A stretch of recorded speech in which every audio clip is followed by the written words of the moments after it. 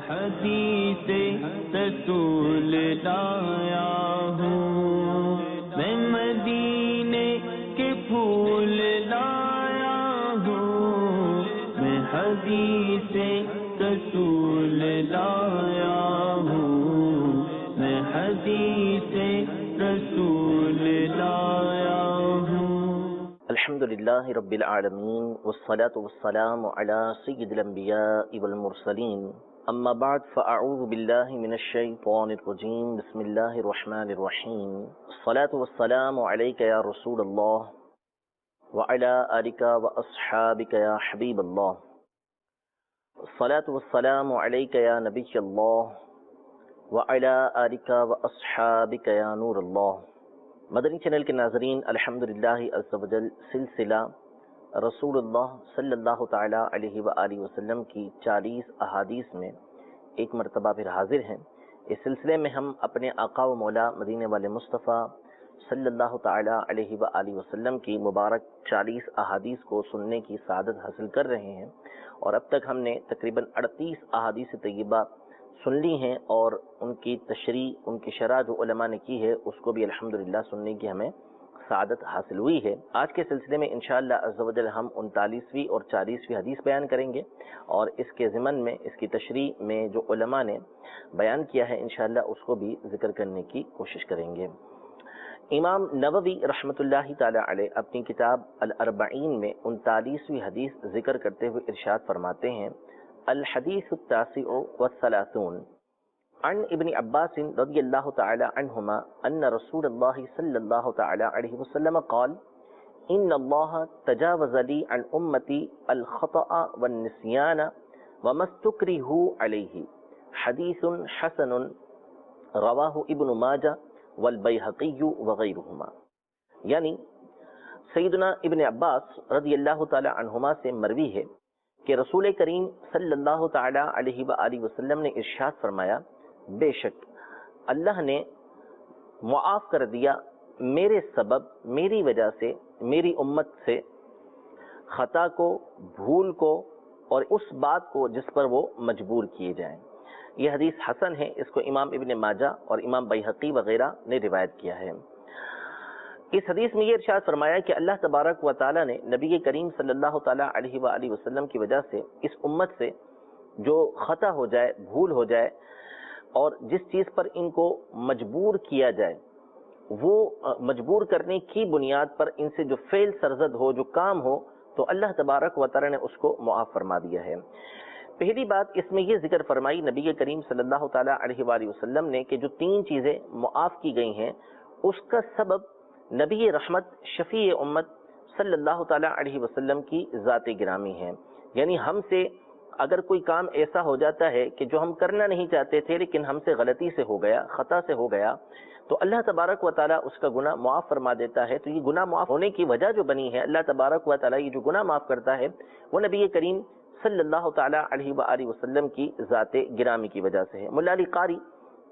رحمت اللہ تعالی علیہ اس حدیث کے اس لفظ کہ ان اللہ تجاوز لی، کہ اللہ تبارک و تعالی نے میری وجہ سے معاف کیا، اس کی شرح کرتے ہوئے فرماتے ہیں کہ لی اجلی، یعنی میرے سبب سے، و تعظیم امری، اور اللہ کی بارگاہ میں جو میرا مقام اور مرتبہ ہے اس کی وجہ سے اللہ تبارک و تعالی نے میری امت سے خطا، نسیان اور مجبور کیے جانے والے کام کو معاف کیا۔ مزید فرماتے ہیں ورفعت قدری وحصول مرضی صدری، یعنی اللہ تبارک و تعالی نے یہ جو 3 چیزیں معاف کی ہیں، ان کا گناہ جو معاف کیا ہے، اس کی وجہ یہ ہے کہ اللہ تبارک و تعالی جو میرے دل کی خوشی ہے وہ چاہتا ہے کہ اس کے ذریعے سے نبی کریم صلی اللہ تعالی علیہ وآلہ وسلم خوش ہو جائیں۔ تو اللہ تبارک و تعالی کے حبیب صلی اللہ تعالی علیہ وآلہ وسلم کی ذات گرامی ہمارے لیے بہت ساری وجوہ سے رحمت ہے، یعنی نبی کریم صلی اللہ تعالی علیہ وسلم سراپا رحمت ہیں، اور آپ کی زندگی،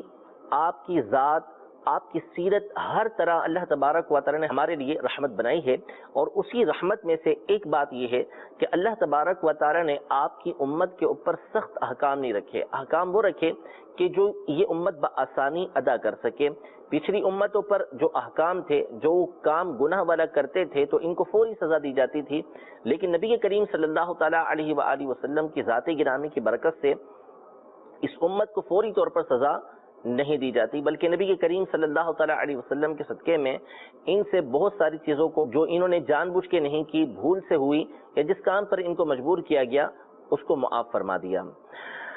پھر یہ ارشاد فرمایا نبی کریم صلی اللہ تعالیٰ علیہ وسلم نے کہ خطا، نسیان اور وَمَسْتُكْرِهُ عَلَيْهِ، یعنی جس چیز پر ان کو مجبور کیا گیا اس کو معاف کیا گیا۔ خطا کا مطلب ہوتا ہے کہ بندہ وہ کام کرنا نہیں چاہتا تھا لیکن اس سے غلطی کی وجہ سے ہو گیا۔ یہ یاد رہے کہ خطا کے ذریعے کوئی کام ہو، نسیان کے ذریعے کوئی کام ہو یا کسی کام پر مجبور کیا جائے وہ کام ہو، تو اس میں دنیا کے اعتبار سے بہت سارے احکام جاری ہوتے ہیں۔ یعنی دنیاوی اعتبار سے ہم یہ کہیں گے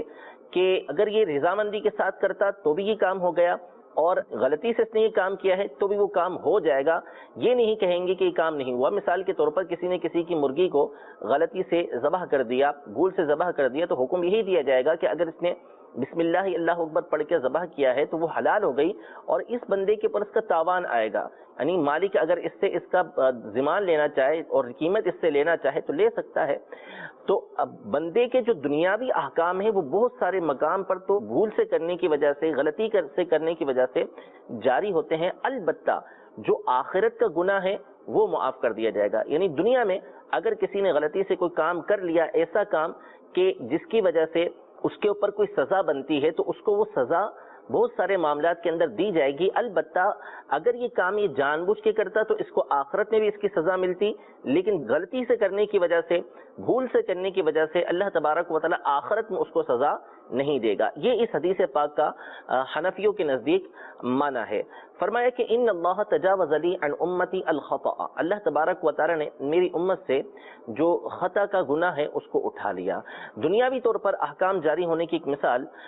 قرآن پاک کے اندر اللہ تبارک و تعالی ارشاد فرماتا ہے کہ وَمَنْ قَتَلَ مُؤْمِنًا خَطَأً، کہ جس نے کسی مومن کو غلطی سے قتل کر دیا تو پھر اس کی دیت بیان کی کہ یہ دیت اس کو دینا پڑے گی۔ اس کی مثال علماء نے یہ دی کہ مثال کے طور پر کوئی شخص شکار کرنے کے لیے گیا اور اس نے اپنے گمان میں کسی جانور کے اوپر گولی چلائی، لیکن بعد میں پتہ چلا کہ وہ جانور نہیں بلکہ کوئی انسان تھا جس کو یہ جھاڑیوں کے پیچھے یا درخت کے پیچھے کسی مقام پہ یہ سمجھ رہا تھا کہ یہاں پر جانور موجود ہے، لیکن پیچھے وہ انسان موجود تھا اور وہ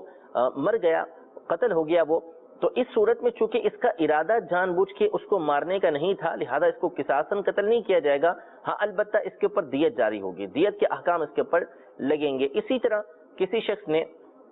جانور کے اوپر گولی چلائی، یہ سوچ کر کے میں نے اس کو شکار کرنا ہے، لیکن اس کی گولی بجائے جانور کو لگنے کے اس کا نشانہ خطا ہو گیا اور جا کے کسی انسان کو لگ گیا، تو اس صورت میں بھی اس کے اوپر قتل عمد کا حکم نہیں کہ اس کو قصاصاً قتل کیا جائے، بلکہ اس کے اوپر دیت لازم ہوگی جو شریعت مطہرہ نے مقرر کی ہے۔ تو اس سے معلوم ہوا کہ خطا کے طور پر اگر کوئی کام ہوا لیکن بندے کا ارادہ نہیں تھا تو دنیا کے اعتبار سے تو اس کے اوپر حکم لگے گا کہ اس کو سزا دی جائے گی، اس کے اوپر دیت ہوگی، لیکن آخرت کے معاملے کے اعتبار سے کہ چونکہ اس کا ارادہ نہیں تھا، جان بوجھ کے اس نے ایسا نہیں کیا، تو اس کو جہنم کی سزا جو قرآن پاک میں قتل عمد کے اعتبار سے ذکر کی گئی ہے، جان بوجھ کے قتل کرنے والے کے لیے ذکر کی گئی ہے، وہ اس کے اوپر نہیں آئے گی۔ پھر یہ ارشاد فرمایا کہ وہ نسیان، کہ اللہ تبارک و تعالی نے میری امت سے نسیان کو یعنی بھول کو اٹھا لیا۔ خطا اور نسیان کا فرق آپ اس سے سمجھیں کہ روزے دار ہے کوئی شخص، روزے کی حالت کے اندر اس کو یاد ہی نہ رہا کہ میں روزے سے ہوں، وہ کھڑا ہوا، دن میں اس نے پانی پی لیا، تو اب یہ بھول کر اس نے پانی پیا ہے تو اس کو کہیں گے کہ یہ نسیان ہے، بھول ہے۔ اور ایک ہے کہ وہ کلی کر رہا تھا اور منہ میں پانی لے کر گیا، اتنے میں کسی کا ہاتھ اس کے ہاتھ سے ٹکرایا اور وہ پانی اس کے حلق کے اندر اتر گیا، اب اس کو روزہ یاد ہے، اس روزے کی حالت کے اندر یہ پانی اس کے حلق سے نیچے اترا ہے، تو اس کو بھول نہیں بولیں گے، اس کو خطا بولیں گے۔ بھول کی صورت میں روزہ نہیں ٹوٹے گا، کیونکہ حدیث پاک کے اندر یہ موجود ہے کہ ایسا بندہ کہ جو بھول کر کھا لے تو یہ اللہ تبارک و تعالیٰ کی طرف سے ہے کہ اللہ تبارک و تعالیٰ نے اس کو پلایا ہے، لیکن جو خطا کے طور پر ہوا ہے کہ اس کو روزہ یاد تھا اور اس حالت میں اس کے حلق سے پانی اتر گیا، تو اس صورت میں اس کا روزہ ٹوٹ جائے گا، روزے کی قضا اس کو کرنا ہوگی۔ تو اس سے معلوم ہوا کہ گناہ تو اللہ تبارک و تعالیٰ نے باہر صورت جو بھول سے، جو غلطی سے ہوا اس کا اٹھا لیا، البتہ جو دنیاوی احکام ہیں وہ بعض مقامات پہ جاری ہوتے ہیں اور بعض مقامات پر جاری نہیں ہوتے۔ اور یہاں پر یہ یاد رہے کہ بھول اور خطا سے مراد، غلطی سے مراد یہ ہے کہ بندہ وہ کام کرنا ہی نہیں چاہتا تھا اور وہ کام اس سے ہو گیا، اس کا کوئی ارادہ نہیں تھا اور اس نے ارادتاً وہ کام کیا بھی نہیں، غلطی سے وہ کام ہو گیا، بعد میں اسے پتا چلا۔ یہاں پر یہ مراد نہیں ہے کہ بہت سے لوگ کہتے ہیں کہ غلطی اللہ تبارک و تعالیٰ معاف فرما دے گا، اور ان کا مقصد یہ ہوتا ہے کہ اس چیز کا سرے سے علم ہی حاصل نہیں کرتے۔ مثلا نماز پڑھی، نماز میں بے شمار غلطیاں کرتے ہیں، حالانکہ وہ غلطیاں یہ جان بوجھ کے کر رہے ہوتے ہیں، اس کا علم حاصل نہیں کرتے، بعد میں جب سمجھایا جاتا ہے تو پھر کہتے ہیں کہ اللہ تبارک و تعالیٰ معاف فرما دے گا۔ یہاں پر ہرگز یہ مراد نہیں ہے۔ وہ علم کے جو بندے پر سیکھنا ضروری ہے وہ اس کو سیکھنا پڑے گا، اگر وہ اس کو سیکھے گا نہیں تو اس کو بھول یا خطا نہیں کہتے۔ تیسری چیز نبی کریم صلی اللہ تعالی علیہ وآلہ وسلم نے یہ ذکر فرمائی کہ وَمَسْتُكْرِهُ عَلَيْهِ، وہ کام کہ جس پر ان کو مجبور کیا گیا تو اس کا گناہ بھی اللہ تبارک و تعالی نے ان سے اٹھا لیا ہے۔ مثلا کسی شخص کو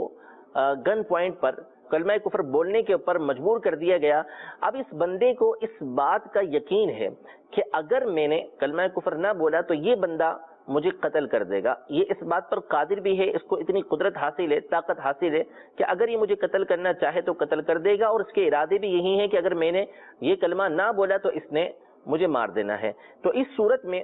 شریعت مطہرہ خاص اس صورت کے اندر حکم ارشاد فرماتی ہے کہ اگر وہ اس پر صبر کر سکتا ہے، قتل ہو جاتا ہے، تو اس کے لیے اولا یہی ہے، بہتر یہی ہے کہ وہ صبر کرے اور کلمہ کفر زبان سے نہ نکالے۔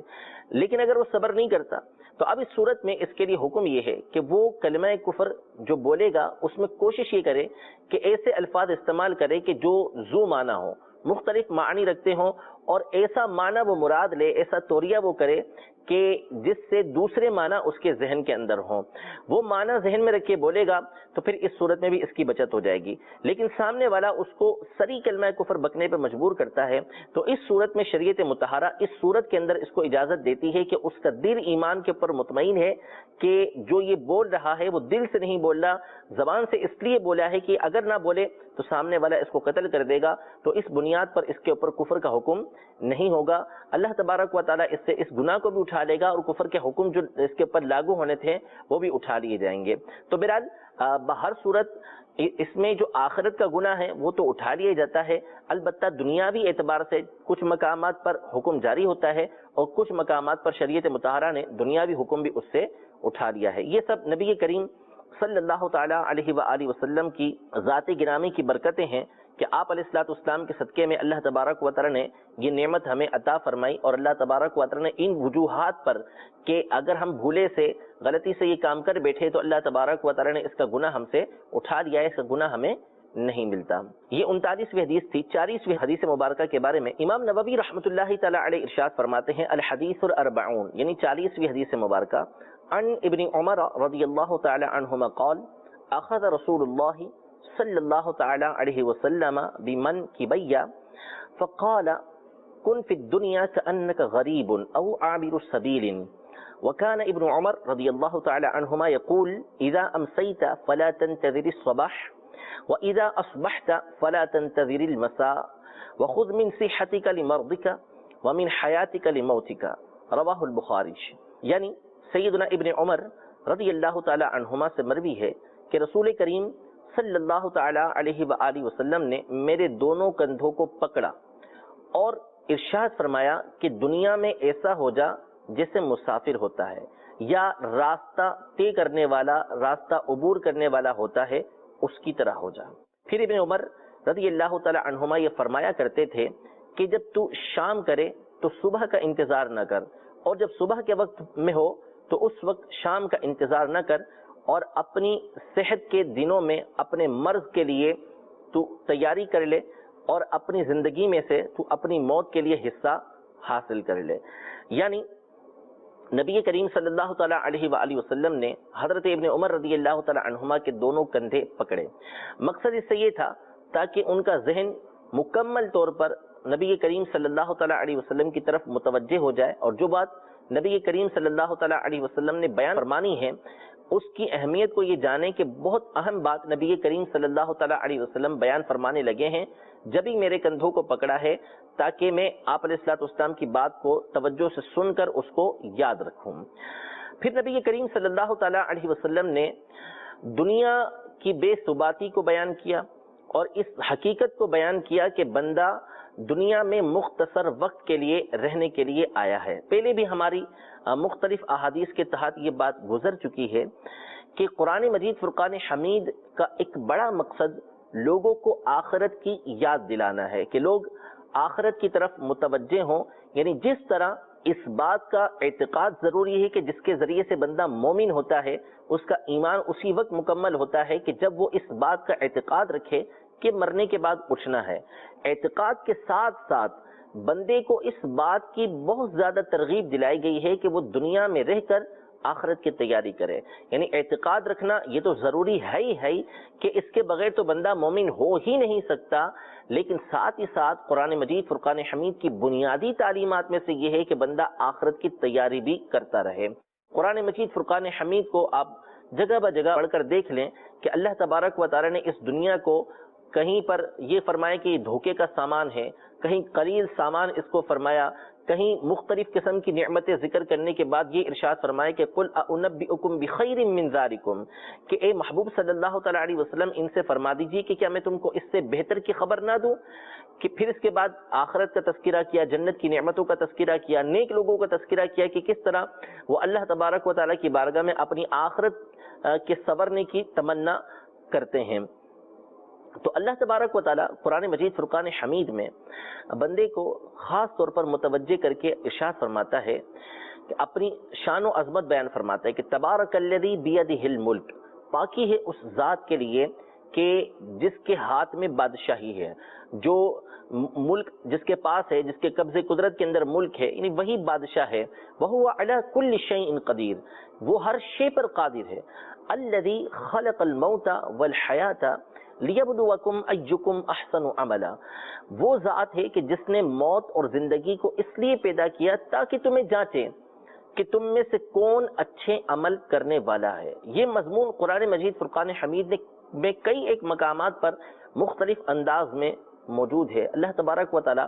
ایک اور مقام پر ارشاد فرماتا ہے افحسبتم انما خلقناکم عبثا وانکم الینا لا ترجعون، کیا تم یہ سمجھتے ہو کہ ہم نے تمہیں ایسے ہی پیدا کر دیا اور تم ہماری طرف لوٹ کر آنے والے نہیں ہو؟ تو قرآن مجید فرقان حمید نے ہمیں اس بات کی ترغیب دی ہے، اس بات کے بارے میں بکثرت سمجھایا ہے کہ ہم نے اس دنیا میں ایک مختصر وقت کے لیے رہنا ہے، اس کے بعد جو ہمیشگی کا گھر ہے وہ آخرت ہے، کہ جہاں بندہ اگر اللہ تبارک و تعالیٰ کی رحمت سے جنت کے اندر داخل ہوگا تو ہمیشہ کی نعمتوں کے اندر ہے، اور اگر اللہ تبارک و تعالیٰ کی ناراضی سے جہنم کے اندر داخل ہوا تو اس کے اندر ایک لمحہ بھی داخل ہونا یہ بندے کے لیے انتہائی ذلت کا سبب ہے، اور ساتھ ہی ساتھ دردناک اس کا عذاب ہے۔ اور نعوذ باللہ اگر کسی کا ایمان ہی ضائع ہو گیا تو پھر اس صورت میں ہمیشہ ہمیشہ کا عذاب ہے۔ تو آخرت کی تیاری کے لیے اللہ تبارک و تعالیٰ نے ارشاد فرمایا۔ اس سے ہم اندازہ لگا سکتے ہیں کہ اگر ایک بڑا افسر ہو، دنیا کے اعتبار سے بلا تمثیلی بات ذکر کر رہا ہوں کہ دنیا کے اندر ایک بڑا افسر ہمیں کوئی کام کہتا ہے کہ یہ کام آپ نے کرنا ہے، بڑی اہمیت کا حامل ہے، ہمارے دل کے اندر اس کی ایک اہمیت ہوگی، لیکن اگر اس سے بڑا افسر اس کی اہمیت وہ ہمارے سامنے اجاگر کرے تو اور زیادہ ہمارے دل کے اندر وہ بات بیٹھتی ہے کہ ہاں اتنا بڑا آدمی جو ہے اس بات کا کہہ رہا ہے تو یہ بہت اہمیت والی بات ہوگی۔ اور اگر اس سے بڑھ کر جو سب سے بڑا افسر ہے، صدر یا وزیر اعظم ہے، وہ ہمیں کسی بات کی اہمیت کو بیان کرتا ہے تو پھر وہ بات بہت زیادہ اہمیت کی حامل ہمیں معلوم ہوتی ہے کہ اتنی بڑی شخصیت، اتنی بڑی ہستی جو دنیا کے اعتبار سے وہ ہمیں اس بات کا کہہ رہی ہے، تو اس کا مطلب ہے کہ یہ کام بہت اہمیت کا حامل ہے، اس پر توجہ کرنی چاہیے۔ تو بلا تمثیل ہم اللہ تبارک و تعالیٰ کی ذات کو ظاہر ہے کہ سب سے بڑھ کر مانتے ہیں، اور اللہ تبارک و تعالیٰ سے بڑھ کر کوئی دانا نہیں ہے، اللہ تبارک و تعالیٰ سے بڑھ کر کوئی غالب نہیں ہے۔ جب اللہ تبارک و تعالیٰ قرآن مجید فرقان حمید میں ہمیں جگہ جگہ اس بات کا حکم دے تو پھر ہمیں سمجھ جانا چاہیے کہ اللہ تبارک و تعالیٰ کی یہ بات ہمارے لیے کتنی اہمیت کی حامل ہے، اور ہمیں آخرت کی تیاری کے اندر لگ جانا چاہیے۔ نبی کریم صلی اللہ تعالیٰ علیہ وآلہ وسلم نے اس بات کو بڑے پیارے انداز میں بیان فرمایا۔ یہ ارشاد فرمایا حضرت ابن عمر رضی اللہ تعالی عنہما سے کہ کن فی الدنیا کأنک غریب، کہ تو دنیا میں ایسا ہو جا جیسا کہ ایک مسافر ہوتا ہے۔ یعنی مسافر کہیں سفر کر کے گیا، مثال کے طور پر اپنے ملک کو چھوڑ کے کسی اور ملک کے اندر وہ گیا، وہاں جائے گا تو جب مسافر کو پتہ ہے کہ میں نے یہاں پر ہمیشہ نہیں رہنا، میں نے لوٹ کر اپنے وطن میں آنا ہے تو پھر وہ وہاں پر اپنے لیے بنگلہ نہیں بناتا، وہاں اپنے لیے کوٹھیاں نہیں بناتا، وہاں پر اپنے لیے دنیا کی جو نعمتیں ہیں وہ جمع نہیں کرتا۔ اس کا مقصد یہی ہوتا ہے کہ چونکہ میں اپنے وطن کو چھوڑ کر اس مقام پر آیا ہوں تو یہاں میں نے یہاں کا فائدہ اٹھا کر اپنے وطن کے لیے تیاری کرنی ہے کہ میں یہاں سے مثلا مال کما کر، دولت کما کر جو ہے وہ اپنے وطن میں بھیجوں، تاکہ وہاں پر یہ دولت میری جمع ہوتی رہے اور میں کچھ عرصے کے بعد جب اپنے وطن جاؤں گا تو وہاں پر اس دولت سے میں فائدہ اٹھاؤں گا۔ تو وہ شخص بیوقوف کہلائے گا کہ جس کو پتہ ہے کہ میں نے 3-4 دن، 10 دن، 20 دن، 1 سال جو ہے اس مقام پہ رہنا ہے، اور اب وہ ایک عالی شان کوٹھی بنانے کے لیے پورا سال لگا دیتا ہے، اور جب وہ تیار ہونے لگتی ہے تو اس کو معلوم ہے کہ میں نے واپس چلا جانا ہے، تو اس کو بیوقوف کہا جائے گا۔ البتہ اگر یہی قیمت، یہی رقم وہ اپنے وطن میں بھیجتا ہے، اپنے علاقے میں بھیجتا ہے کہ وہاں اس کے لیے تیاری کر لی جائے، تو اس صورت میں اس کو دانا کہا جائے گا کہ یہ سمجھدار آدمی ہے۔ تو نبی کریم صلی اللہ تعالیٰ علیہ وسلم نے اس مثال کے ذریعے ہمیں دنیا کی بے ثباتی بیان کی کہ مسافر کو مسافر ہی رہنا چاہیے، جتنا عرصہ جس علاقے کے اندر اس کو رہنا ہے اتنا ہی وہاں کے لیے تیاری کرنی چاہیے، پھر اس کو لوٹ کر جہاں پر جانا ہے وہاں کے لیے حقیقی اس کو تیاری کرنی چاہیے۔ ایک قول ہے صوفیاء کرام کا، حب الوطنی من الایمان، یعنی وطن کی جو محبت ہے وہ ایمان کا ایک حصہ ہے۔ یہ حدیث پاک نہیں ہے، بعض لوگ اس کو حدیث کہہ کے بیان کرتے ہیں لیکن یہ حدیث مبارکہ نہیں ہے۔ اس کا معنی مولا علی قاری رحمۃ اللہ تعالی علیہ نے یہی بیان کیا کہ بندے کا جو وطن اصلی ہے، جو اس کا حقیقی وطن ہے، وہ اس کی قبر ہے، آخرت ہے، جنت ہے۔ تو اصل محبت جو بندے کو کرنی چاہیے وہ دنیا سے نہیں کرنی چاہیے، بلکہ اس کو اصل محبت جو ہے جہاں اس نے ہمیشہ رہنا ہے وہ ہے ایک لمبا عرصہ قبر کے اندر رہنا ہے، اس کی محبت ہونی چاہیے، پھر اس کے بعد ہمیشہ آخرت کے اندر رہنا ہے تو اس کی محبت ہونی چاہیے اور بندے کو اس کی تیاری کرنی چاہیے۔ نبی کریم صلی اللہ تعالیٰ علیہ وسلم نے یہ بات بیان کر کے مزید پھر ارشاد فرمایا، یا تو اس طرح ہو جائے کہ تو دنیا میں مسافر کی طرح ہو، یا پھر راستہ طے کرنے والا ہو۔ یعنی مزید نبی کریم صلی اللہ تعالیٰ علیہ وسلم نے تنبیہ فرمائی، یعنی مسافر تو کہیں پر جاتا ہے تو کچھ ٹائم ٹھہرتا ہے، اور بعض اوقات وہ کسی مقام پر گیا اور وہ جگہ اس کو پسند آتی ہے تو وہ اس جگہ کو اپنا وطن بھی بنا لیتا ہے۔ تو نبی کریم صلی اللہ تعالیٰ علیہ وسلم نے مزید ترقی فرماتے ہوئے تنبیہ ارشاد فرمائی کہ ایسا ہو جا جیسے راستے سے گزرنے والا ہے، تو راستے سے گزرنے والا یہ مسافر سے بھی جلدی وہاں سے گزر جاتا ہے۔ تو حضور علیہ الصلوۃ والسلام نے حضرت ابن عمر رضی اللہ تعالی عنہما کو اور زیادہ سمجھایا کہ مسافر سے بھی بڑھ کر اس شخص کی طرح ہو جا کہ جو راستے سے گزرنے والا ہوتا ہے، جو راستے سے گزرتا ہے وہ تو اس راستے میں کسی طرح کا کوئی کام نہیں کرتا، بس اس کو اپنے وطن پہنچنے کی جلدی ہوتی ہے کہ اپنے وطن میں وہ جلد سے جلد پہنچ جائے۔ تو ہمیں بھی چاہیے کہ ہم آخرت کی تیاری کے لیے بھرپور کوشش کرتے رہیں، اور اس کے لیے بہترین ذریعہ دعوت اسلامی کا مدنی ماحول ہے کہ اس ماحول سے وابستہ ہو کر الحمدللہ عز و جل کثیر تعداد میں لوگ جو ہے وہ آخرت کی طرف متوجہ ہوتے ہیں اور اپنی آخرت کو سنوارنے کی کوشش کرتے ہیں۔ حضرت ابن عمر رضی اللہ تعالی عنہما کو نبی کریم صلی اللہ تعالیٰ علیہ وآلہ وسلم نے یہ نصیحت فرمائی۔ ظاہر ہے کہ یہ فقط ان کے لیے نصیحت نہیں تھی، تمام امت کے لیے یہ نصیحت تھی۔ ان کو بتانے کا مقصد یہی کہ یہ بھی تیاری کریں، اور انہوں نے نبی کریم صلی اللہ تعالیٰ علیہ وآلہ وسلم کی اس بات کو آگے پہنچانا ہے تو انہوں نے آگے پہنچائی۔ اور اس کے بعد حضرت ابن عمر رضی اللہ تعالیٰ عنہما یہ نبی کریم صلی اللہ تعالیٰ علیہ وسلم کے فرمان کو سن کر اس پر عمل کرنے کے بعد ابن عمر رضی اللہ تعالیٰ عنہما یوں فرمایا کرتے تھے کہ اذا امسیت، جب تو شام کرے تو فلا تنتظر الصباح، صبح کا انتظار نہ کر، ہو سکتا ہے صبح ہونے سے پہلے پہلے تجھے موت آ جائے۔ اور وَإِذَا أَصْبَحْتَ، جب تو صبح کرے تو فلا تنتظر المساء، پھر شام کا انتظار نہ کر، کیونکہ ہو سکتا ہے کہ شام ہونے سے پہلے پہلے تجھے موت آ جائے۔ علماء یہ ارشاد فرماتے ہیں کہ اس کو طول عمل کہا جاتا ہے، یعنی لمبی امید باندھنا۔ بندہ طرح طرح کی خواہشات پالتا ہے، لمبے لمبے منصوبے وہ بناتا ہے کہ مجھے یہ کرنا ہے، لیکن وہ اس بات کو بھول جاتا ہے کہ موت اس کے تعاقب میں ہے اور اس کو معلوم نہیں کہ اس نے کب مرنا ہے۔ تو اب یہ جو لمبی امیدیں بندہ باندھتا ہے، یہ چیز اس کو آخرت سے غافل کر دیتی ہے۔ چند چیزیں وہ ذکر کی گئی ہیں کہ جو تمام برائیوں کی جڑ ہے، تمام برائیوں کی جڑ ان کو بیان کیا گیا ہے۔ ان میں سے ایک چیز یہ طول عمل، یعنی لمبی امیدیں جو ہوتی ہیں، بندہ طرح طرح کی جو امیدیں باندھ کے بیٹھا ہوتا ہے، اس کو بیان کیا گیا ہے کہ طول عمل بھی وہ چیز ہے کہ تمام برائیوں کی جڑ ہے، کہ جب بندہ لمبی لمبی امیدیں باندھ لے گا تو پھر نتیجہ یہ نکلے گا کہ وہ آخرت سے غافل ہو جائے گا اور آخرت کی تیاری وہ نہیں کرے گا. اس کے سامنے فقط دنیا کی جو لذتیں اور نعمتیں ہیں انہی کی تیاری کے اندر وہ لگا رہے گا. اس لیے ابن عمر رضی اللہ تعالی عنہما نے اس بات کا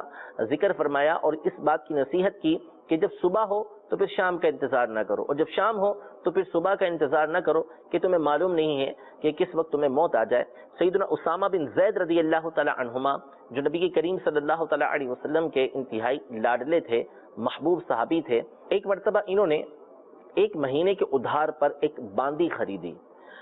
نبی کریم صلی اللہ تعالی علیہ وسلم کو پتا چلا کہ انہوں نے 1 مہینے کے ادھار پر یہ باندی خریدی ہے، تو آپ نے صحابہ کرام علیہم رضوان سے ارشاد فرمایا کہ کیا تم تعجب نہیں کرتے کہ اسامہ نے طول عمل کی وجہ سے 1 مہینے تک کے ادھار پر اس باندی کو خریدا ہے؟ پھر اس کے بعد نبی کریم صلی اللہ تعالی علیہ وسلم نے عاجزی اختیار کرتے ہوئے ارشاد فرمایا. نبی کریم صلی اللہ علیہ وسلم کا انداز تھا، اس کو ذکر فرمایا کہ والذی نفسی بیدہ، اس ذات کی قسم جس کے قبضہ قدرت میں میری جان ہے کہ میں پلک نہیں جھپکتا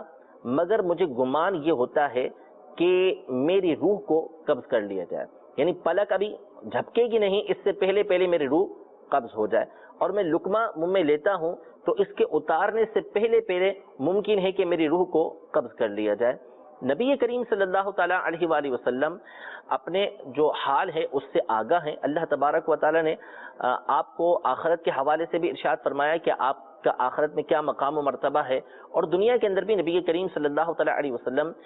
کا جو حال ہے وہ آپ علیہ الصلوۃ والسلام کو معلوم ہے. یہ حضور علیہ الصلوۃ والسلام نے ہمیں سمجھانے کے لیے ارشاد فرمایا کہ موت جو ہے وہ اچانک آئے گی، بندے کو پتہ بھی نہیں چلے گا. تو طول عمل، لمبی امیدیں بندے کو نہیں باندھنی چاہیے کہ یہ بندے کو گناہوں پر اور زیادہ ابھارتی ہیں، بندہ طرح طرح کے گناہوں کے اندر مبتلا ہوتا رہتا ہے. اس کے بعد سیدنا عبداللہ بن عمر رضی اللہ تعالی عنہما نے یہ ارشاد فرمایا کہ اپنی صحت کے دنوں میں اپنے مرض کے لیے تیاری کر لیں. یعنی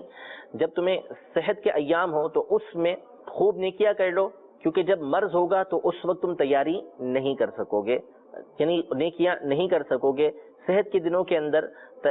آخرت کی تیاری خوب ہو سکتی ہے، نیکیاں خوب ہو سکتی ہیں، بہت زیادہ نوافل پڑھے جا سکتے ہیں، روزے رکھے جا سکتے ہیں، لیکن جب بندہ مریض ہوتا ہے تو پھر یہ کام کرنا اس کے لیے مشکل ہو جاتا ہے. اور فرمایا کہ دنیا میں رہ کر موت کے لیے تیاری کر لو، یعنی جب موت آ جائے گی تو اس کے بعد کسی طرح کی کوئی نیکی نہیں کر سکو گے. دنیا میں اللہ تبارک و تعالی نے جتنی زندگی تمہیں عطا فرمائی ہے اس کے اندر عمل کر لو، کیونکہ مرنے کے بعد کسی طرح کا عمل کرنے کا کوئی موقع نہیں ملے گا. وہاں پر جیسا دنیا میں کام کیا ہے اس کے مطابق جو ہے وہ بدلہ دیا جائے گا. رب العزت جل وعلا ہم سب کو نبی کریم صلی اللہ تعالیٰ علیہ وسلم کے صدقے میں دنیا میں رہ کر آخرت کی تیاری کرنے کی توفیق عطا فرمائے. 40 حدیثیں ہمارے مکمل ہوئی ہیں.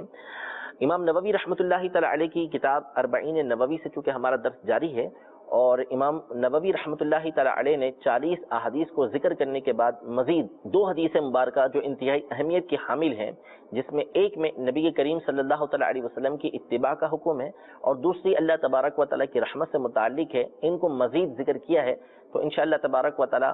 ہم اپنے اگلے سلسلے کے اندر ان 2 حدیثوں کو اختصار کے ساتھ ذکر کریں گے. رب العزت جل وعلا جو کچھ ہم نے بیان کیا ہے اس کو اپنی بارگاہ میں شرف قبولیت عطا فرمائے. آمین بجاہ النبی الامین صلی اللہ تعالی علیہ وآلہ وسلم. حدیث رسول لایا ہوں میں، مدینے کے پھول لایا ہوں میں، حدیث رسول لایا ہوں میں، حدیث رسول لایا